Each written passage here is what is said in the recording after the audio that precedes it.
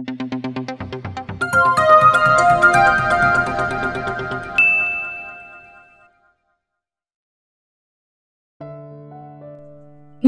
ipinatawag si Crizal sa Rancho Adelpha ng umagang yun. Hindi pa siya nakakapag-almusal nang sunduin siya ni Kuya Susing sa bahay ng mga Tori. Pinipilit siya ni Tito Roberto na kumain muna, ngunit uminom lang siya ng kape at sumama na siya kay Kuya Susing. May problema ba kuya? Tanong ni Crizal dito. Yun kasing isang baka namamaga ang isang paa.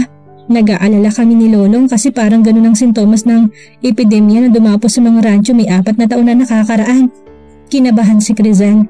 Ganoon ang sintomas ng sakit na inabiso ng punong veterinaryo ng distritong yon. Kuya Susing, nagawa na ba niyo yung preventive measures na binilin ko noong isang araw sa kasambahay ni Gideon? Gagawin ko na nga sana pero sabi naman ni Lolong useless lang daw na maglagay kami ng mga foot baths sa lahat ng lagusan ng rancho. Ano raw ang saysay nun kung malaya rin na makakapasok at makakalabas ang maliliit na hayop na hindi na kailangan duman pa sa lagusan. Huminga siya ng malalim kay aga-aga paiinitin ng Gideon na yan ang ulo niya. Dapat pala sinunod na lang niya ang pamimilit ni Tito Roberto na mag-almusal muna siya. Madali pa naman siyang mabungot kapag gutom. Nadatnan nila si Gideon sa kinaroroonan ng baka may sakit. Halata sa mukha nitong pagkainip sa pagdating niya. Hindi na lang ni Crizal pinansin ito. Sinuri agad niya ang baka. Hindi nga nito maitapak ang unahang kanang paa nito. Halata ang pamamaga nun, lalo ng gitnang daliri na may lumalabas ng nana. Umakyat na sa bintinon ang pamamaga. Sinuring niya ang mata nito at kinuhan ito ng temperatura. Nabawasan ang kaba niya nang matiyak na normal ang mga yon. Kukuha ako ng tissue sample sa kanya para may patest sa laboratory sa bayan. Aniya na walang partikular na kinakausap sa 2 lalaki. Pero dapat na siyang maopera, kumakalat na infection sa paa niya. Sa laki ng pamamaga nito, siguradong kinakain na ng nana ang malambot na part na bumabalot sa joints niya. Ooperahan mo siya? Bakas ang pagtutol sa tono ni Gideon. Aalisin mo lang ba ang nana sa joints niya? Oo, pero sa tingin ko, kailangan na ring alisin ang isang daliri niya. Pumalagang hayop ng hawakan ni Crizal ang daliring yun. Sobrang sakit nito kaya siguro hindi na siya makatayo. Kapag inalis mo isang daliri niya, para mo na rin sinabi na ipakatay ko na lang ang baka. Nayayamot na sabi ni Gideon. Wala nang bibili rito kapag inalisan mo na isang daliri. Baka nga iika-ika nang lumakad to kapag na-opera. Lord, isang dram na pasensya pa po sa lalaking itong hihilingin ko sa inyo. Sumagap si Crizal ng hangin at tinignan ito.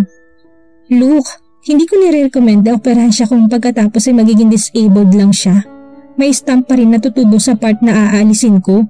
Makakalakad din siya ng normal kapag gumaling yun. Hindi na ito umik. Naging mabilis na ang mga sumunod na pangyayari. Mabilis na isinagawa ni Crizal ang operasyon sa baka. Tulad ng palagay niya, nabubulok na ang pedal bone noon. 1 week pa na hindi ito maopera, madadamay na rin ang ibang daliri niya. If that happens, saka ko na i-recommend na ipakatay mo na lang siya. Wala pa ring imik si Gideon sa sinabi niya. Alam niya napahiya ito kanina. Pagkatapos ng operahan ang baka ay kinausap niya ito ng sarilinan. Bakit hindi mo pinagawa ang mga preventive measures na binilin ko? Si Talang dalaga rito, inulit lang nitong sinabi sa kanya kanina ni Kuya Susing. I still believe that the whole idea is pointless. Sabihin mo sa akin yan kapag sa kabila ng mga preventive measures na nagawa niyo ay pumasok pa rin dito ang epidemya. Aniya, sabay kuha sa medical kit niya. Walang paalam na iniwanan niya ito. Napapailing si Gideon nang bastang na lang siyang layasan ni Crizal. Hindi pa nga siya nakakahingi ng tawad dito dahil sa pagtatalo nila noong isang araw. Ngayon ipinainit na naman niya ang ulo nito. She had a tough personality. She was so sure of herself. Sinasabi nito kung anong opinyon ng walang pinangingian. Binabangga siya nito lalo na kapag may katuwiran to. Kahit sinong lalaki siguro, mahihirapang i-handle to. Kuya Lolong, nakahay na po sa komedor. Nasaan po si doktora? Tanong nakawaksi sa kanya. Bumalik ang inis niya sa tanong nito. Nakaalis na, bukas na lang daw mag-aalmusal. Sagot ni Gideon bago binirahan ng alis. Nilingunan pa niya ang kamot-kamot sa ulong kawaksi. Nagdiwa ang kalooban ni Crizal na makitang footbath sa gate ng Rancho Adelpha. Napansin din niya ang nagbabakuran na garahe sa harap. Hindi na kailangang ipasok ngayon ang sasakyan sa loob. Ligtas pa rin ang radyo kung sakaling contaminated ng epidemya ang mga gulong noon. Sa bahay ni Gideon siya tumuloy, isang magandang babae nagbukas ng pinto sa kanya. Halata ang kahinhinan nito sa kiming ngiti. Simple-simple lamang ang ayos nito. Ito pa ang naunang bumati sa kanya. Magandang umaga po, doktora. Tuloy po kayo. Nagulat siya nang kilala siya ng babae, gayon ngayon lang niya ito nakita. Sino yan, Imelda? Ani Gideon na palapit sa kanila. Niluwangan ng tinawag na Imelda ang pagkakabukas ng pinto. Ikaw pala, Rizal. Nakangiting sabi ni Gideon bago binalingan si Imelda. Mamaya na natin ituloy ang kwentuhan, Imelda. Ani to saka bumaling sa kanya. Rizal, si Imelda, pangalan ni Kuya Susing. Kagagraduate lang niya sa college. Napansin kagad ni Rizal ang pagmamalaki sa boses ni Gideon. Nakaramdam siya na parang sundot sa dibdib. Congratulations, sabi niya sa babae. Nakaamoy kagad siya ng kompetisyon dito kahit hindi dapat. Salamat po, doktora. Sige po, maiwan ko na po muna kayo. Iniwan na nga sila nito. Napasyal ka. Kasual na bati sa kanya ni Gideon, sabay senyas na maupo siya. Hinahanap niya rito ang dating lambing nito sa kanya kahit nag-uusap lang sila tulad noon. Ngunit hindi niya makita yun ngayon. I-inform lang kita sa result ng lab test sa tissue sample ng bakang inopera. Saka papalitan ko rin ang dressing na sugat niya. So anong resulta? Negative naman sa epidemyang kinatatakutan natin. Salamat naman pala kung ganun. Gusto pa sana ni Rizal na magtagal doon. Interesado siyang tingnan ang collection nito ng Lego toys sa loob ng isang built-in glass cabinet. Napansin kagad niya sa isang panig. Kaya pala Lego ang binili nito na makasabay nila noon si Carl sa toy store. But he seems distant. Nasasaktan siya sa isiping baka may kinalaman doon si Imelda. Tumayo na siya. Natutuwa ako na sinunod na ninyo ang preventive measures na narecommend ko. Tumayo na rin ito't binuka ang braso sabay galaw ng mga balikat. Well, I don't have a choice, do I? Right. Sige, pupuntahan ko na yung baka. Nakatalikod na siya nang mapahinto siya sa sinasabi nito. Kailan nga palang alis mo? Nakakunot noong hinarap ulit siya nito. Alis ko? Oo, di ba sinusundo ka na ng boyfriend mo? Nalito si Rizal sa sinabi nito. Sino bang boyfriend ang sinasabi mo? Bakit sa sobrang dami ba ng boyfriends mo nakalimutan mo na kung sino sa kanila ang kayakap mo sa gitna ng kalye noong isang araw? Issue pa rin pala para dito ang pagkikita nila ni Dwayne. Sa inis ay nagpaalam na siya rito nang hindi sinasagot ang tanong nito. Napansin agad ni Rizal ang sasakyang nakahinto sa tapat ng gate ng bahay na tinutuluyan niya. Yun ang Fortuner ng mama niya. Nanlumo agad siya. Paano siya natuntun nito? Mabibigat ang hakbang na pumasok siya sa loob. Bukod sa bodyguard ng mama niya, ay kasama rin ito si Ivan. Lalo siyang nanlumo. Rizal, anak! Tuwang-tuwang salubong nito sa kanya. Lumapit siya at yumakap dito. Ma, paano niyo ako natuntun dito? Umuwi ako sa daon noong weekend at nagkita kami ni Dwayne. Napakagatlabi siya. Dapat pala ay nabalaan niya ang kaibigan niya na huwag nitong sabihin sa kanila ang kinaroroonan niya. Hindi ko pa rin maiwasang mag-alala sa iyo, anak. Sumama kami sa amin ngayon. Tumingin si Rizal sa mag-asawang Roberto at Roma na nakamasid lang sa isang tabi. Alam niya na kahit magpasaklolo man siya sa mga ito ay mapipilitan pa rin siya sundin ang gusto ng mama niya. Ma, nag-i-enjoy pa po ako sa pagstay ko dito. Safe ang lugar na to at wala kayong dapat ipag-alala. Gusto ko talaga dito. This is where I realize my self-worth. In fact, I'm actually thinking of staying here longer. Hindi ko na mapapayagan yan, Rizal. Mapapahama ka lang. Believe me. Pero ma, may commitment pa ako dito at listen to me. Babalik ka sa atin at pakakasal kayo ni Ivan para matigil na mapagtakas mo. Gusto niyang itakip ang mga palad niya sa kanyang mga tenga. Bakit ba ang pagpapakasal niya ang tanging naiisip na paraan ng mama niya? Tama si Tita Carmelita, Rizal. Sabad naman ni Ivan. Alam mo noon pa kita mahal. Kung hindi mo nga lang ako binasted noon, baka mag-asawa na tayo ngayon. Kapag pumayag ka na pakasal sa akin, sa abroad na tayo titira. Kung nandun na tayo, hindi ka na magagawang guluhin ng mga taong nagbabanta sa buhay mo. Gusto kong mag-settle down ka na, anak. I'm getting older each day at gusto ko namang bago ako mawala sa mundo, makita ko magiging apo ko sa iyo. Hinarap niya si Ivan sa halip na sagutin ang sinasabi ng mama niya. Look, Ivan, at this point in my life, marriage is the last thing on my mind. Aniya rito sa kabumaling sa mama niya. Ilang beses ko bang sasabihin yun sa inyo, ma? I'm sorry, but I can't marry Ivan. At the moment, wala akong balak na pakasal sa kahit sinong lalaki. Matatag na pahayag ni Crizal. Tila nahahapong inabot sa kanya ng mama niya ang isang papel.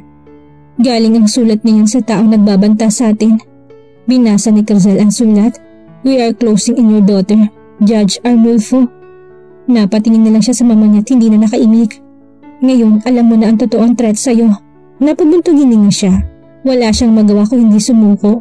Okay ma, you win. Uuwi na ako sa atin, but I have to tie up some loose ends here first. Hindi ko pwedeng iwanan na lang ang ilang responsibilities ko dito. Tatapusin ko muna lahat ng dapat kong tapusin dito bago ako umuwi. Invited tayong lahat sa Thanksgiving celebration ng pagtatapos ng college ni Imelda. Si Lolong daw ang sumagot sa handaan. Imporma kay Crizal ni Tito Roberto. Kayo na lang po sigurong dumalo ni Tita, Tito. May mga reports po akong gagawin. Kailangan na po kasi ng district veterinarian. Pwede naman sumaglit lang tayo doon. Hayaan mo tutulungan kita sa report mo. Oo nga naman Crizal. Tsak na hanapin ka ni Lolong. Segunda rito ni Tita Roma. Ano ba naman yung kalahating oras na makipag-celebrate ka roon kung talagang kailangan mo tapusin ang report mo? Naubusan na si Crizal ng alibay, nakapanipaniwala kaya labag man sa loob niya ay umayin na lang siya sa mag-asawa. Siguro naman mapagtitiisan na niya ang patutsada ni Gideon sa loob ng kalahating oras. Napilitan siyang sumama sa mag-asawa sa Rancho Adelpha. Nagpakatay niya isang baka si Gideon para sa handa ni Imelda na sa palagay niya isang extravagant gesture sa parte nito. Ayaw man niyang isipin pero may hinala siya na may iba pang motibo si Gideon sa paghahanda para sa graduation ni Imelda at hindi niya gusto yon. Lalong tumindi ang hinala ni Crizal nang makitang dalawa na tila seryosong nag-uusap sa gilid ng bahay. Nakita rin niya ng pisili ni Gideon sa balikat ng babae. Nakaramdam siya ng pinungkurot sa dibdib niya. Hindi na niya magawang lunukin ang kinakain niya. Lumayon na siya para hindi na masaksihan ang tagpong yon. Umupo siya sa pasamano ng terrace at tumanaw sa labas ng bahay. Crizal, bakit nag-iisa ka dito? Napakagatlabi siya nang marinig ang boses ni Gideon. Napilitan siyang lingunin nito. Isang malamang ngiti ang binati nito rito. Kumain ka na ba? Oo, masasarap ang handa niyo. Ngumiti ito. Magaling talagang magluto si Imelda. Karamihan sa mga inihanda ngayon siya ang nagluto. Tinulungan lang siya sa preparation ng mga tao dito sa rancho. Hindi ni Crizal nagawang ignorahin ang pagmamalaki sa tono nito. Ganun ba? Maswerte ka pala talaga. Bukod sa maganda na si Imelda ay masarap pang magluto. Sigurado ko marami pa siya magagandang qualities bukod doon. Kaya talagang maswerte ka sa kanya. Kumunot ang noon ni Gideon na para bang may mali sa sinasabi niya. Crizal, nagyayaya na umuwi si Roberto. Mamaya'y narinig niya sabi ni Tita Roma. Nang lingunin niya ito'y nakita niyang palapit ito sa kanila ni Gideon. Pagod na raw siya. Mauna na kami umuwi sa'yo. Abot-abot ang pasasalamat niya na makakita ng pagkakataong makaalis na. Sasabay na po ako Tita Roma. Tatapusin ko na po yung report ko. Binaningan niya si Gideon. Thank you for having us. Nagpaalam na rin dito ang ginang. Nang gabing iyon ay nabasa ng mga luha ang una ni Crizal. Akala pa naman niya may special lang nabubuo sa pagitan nila ni Gideon. Dahil lang sa magkaibang pananaw nila sa buhay ay mukhang mababaliwala yun. Sinuri ni Crizal sa huling pagkakataon ng paa ng bakang inoperahan niya. Magaling na ito at nakakalakad na. Wala na rin ang pamamaga sa binti nito. Hinaplos niya ang katawan nito. Wala ka ng problema ngayon, pwede na kitang iwan. Totoo nga palang paalis ka na. Narinig niya sabi ni Gideon. Pumihit siya paharap dito. Crizal, gusto ko sana mag-apologize sa'yo sa mga pangit na nasabi ko dati. I'm sorry dahil nasaktan kita. Formal lang anyo nito at halata ang lungkot sa mga mata. Same here. I'm sorry too, Gideon. Kalimutan na lang natin siguro mga yon. Tumango ito, malungkot na ang ngiti. I hope you'll be happy. Sana hindi mo kami makalimutan. I wish the same for you. Hindi ko kayo makakalimutan pati ng lugar na to. Lalo na ikaw. Inilahad na Crizal ang kamay niya dito. Hindi niya inaasahan na pagkatapos nitong pisilin ng palad niya ay hihigitin siya at yayakapin nito. Nabigla mo sa ginawa nito ay gumanti pa rin siya ng yakap. Napapikit siya. Nagiinit ang sulok ng mga mata niya. Ayaw sana niyang umalis doon. Kumbinsido siya na naroon sa lugar na yun ang lalaking para sa kanya. Na itong lalaking yun. Pero naubusan na siya ng panahon. Wala na yatang pagkakataon para sa kanilang dalawa ni Gideon. Ibang babae ang ideal girl nito. At siya, Baka kapag hindi na niya nakayanang labanan ang pampapressure sa kanya ng mama niya, idadagdag pa ang sitwasyon nila laban sa nagtatangka sa buhay nila. Posible mapilitan na rin siyang pakasal kay Ivan. Kumalas na siya kay Gideon, ngunit hindi siya nito binitawan. Hawak pa rin siya nito habang nakatitig ito sa kanyang muka. Napalunok siya nang bumaba ang mga mata nito sa mga labi niya. I want to kiss you goodbye. Nakikiusap ang mga mata na sabi ni Gideon. Will you let me? Hindi si Crizal ang mimik. Nang unti-unting lumapit ang mukha nito sa mukha niya, pumikit na lang siya. Their lips touched in one quick kiss. And then it ended. Siya na ang kusang kumalas dito. Ayaw niyang mapaiyak sa harap nito. Ganun ang mangyayari kapag hindi pa siya kumalas dito. Higit sa lahat, baka kapag tumagal pang halik nila hindi na niya magawang umalis doon. Even though he might like kissing her, his ideal woman was still Imelda. Ngayon pa lang dapat na niyang pag-aralan tanggapin yon at limutin ng lalaking ito. Umatas na siya palayo dito pero pinigilan siya nito. Don't go, please. Hirap na hirap siyang pigilan sa pagpatak ang mga luha niya habang bilanggo ng mga mata nitong mga mata niya. Tila lahat ng bahagi ng katawan niya ay nagnanais na gawin ang pakiusap nito. Huwag kang umalis, Crizal. Kakalimutan kong lahat ng mga lalaki nagdaan sa buhay mo. Huwag ka lang umalis. Dito ka na lang sa akin, please. Napuno si Crizal ng pagtataka. Mali lang ba dinig niya sa sinasabi nito? Anong mga lalaki nagdaan sa buhay niyang pinagsasabi nito? Huwag mong pakasalan ang lalaking yun. Hindi ka liligaya sa kanya o sa kahit sino sa mga boyfriend mo. I knew from the moment that I kissed you that you would never be happy with any of them as you are with me. Pinila niya ang mga kamay niyang hawak nito. May boyfriend ako? Ano ba sinasabi mo? Naguguluhan tanong niya. Alam ko na ngayon hindi ka nakakatagal ni isa lang ang karelasyon. Siguro hindi nila maibigay sa iyong pagmamahal na hinahanap mo. I know I can give it to you. Hindi mo sila kailangan. Ako ang kailangan mo. Just stay, Crizal. Stay here with me. Biglang naudlot ang nagbabantang luha na tutulo na sana mula sa mga mata niya. Ngayon na naging malinaw sa kanyang mga sinasabi nito. Akala nito ay pinagsasabay-sabay niya ang pakikipag-boyfriend. Mababa pa lang pagkakakilala ni Gideon sa kanya.